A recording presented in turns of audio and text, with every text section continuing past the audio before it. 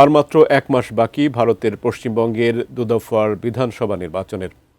এদিকে নির্বাচনের তফসিল ঘোষণার পরেই কথার লড়াইয়ে নেমেছেন কেন্দ্রে ক্ষমতাসীন বিজেপি ও রাজ্যে ক্ষমতাসীন তৃণমূল কংগ্রেসের নেতাদের মধ্যে। টানা চতুর্থবার কি মসনদে ফিরবেন মমতা বন্দ্যোপাধ্যায়, নাকি পরিবর্তন ঘটিয়ে ইতিহাস করবে বিজেপি? আরও জানাচ্ছেন সঞ্জিদা সিলভিয়া।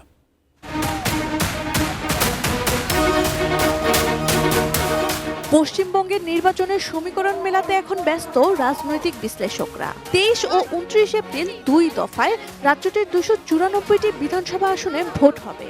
ফল ঘোষণা 4 মে।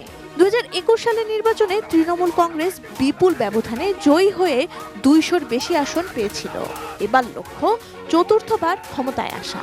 অন্যদিকে বিজেপি চাইছে ক্ষমতায় যেতে। তৃণমূল কংগ্রেসের জনকল্যাণমূলক প্রকল্প এবং মমতা বন্দ্যোপাধ্যায়ের ব্যক্তিগত জনপ্রিয়তার লড়াই সামলানো বিজেপির কাছে বড় চ্যালেঞ্জ। সাম্প্রতিক বিভিন্ন জনমত সমীক্ষা অনুযায়ী মমতা বন্দ্যোপাধ্যায়ের নেতৃত্বাধীন তৃণমূল কংগ্রেস চতুর্থবারের মতো ক্ষমতায় ফেরার লড়াইয়ে এগিয়ে। সমীক্ষায় বলা হয়েছে 294টি বিধানসভা আসনের মধ্যে তৃণমূল পেতে পারে প্রায় 184 থেকে 194টি আসন। অন্যদিকে বিজেপির প্রচারের প্রধান বিষয়বস্তু দুর্নীতি এবং অনুপ্রবেশ। Presenting Walton Crystal Series. Switch to premium. Switch to Crystal. তৈরির চেষ্টা করছে তারা।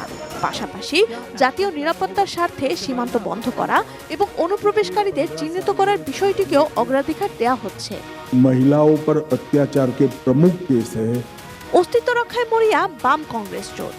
উত্তরপাড়ার মীনাক্ষী মুখোপাধ্যায়ের মতো তরুণ মুখদের সামনে রেখে শহরে মধ্যবিত্ত ও সংখ্যালঘু ভোট ফেরাতে চাইছে সিপিএম।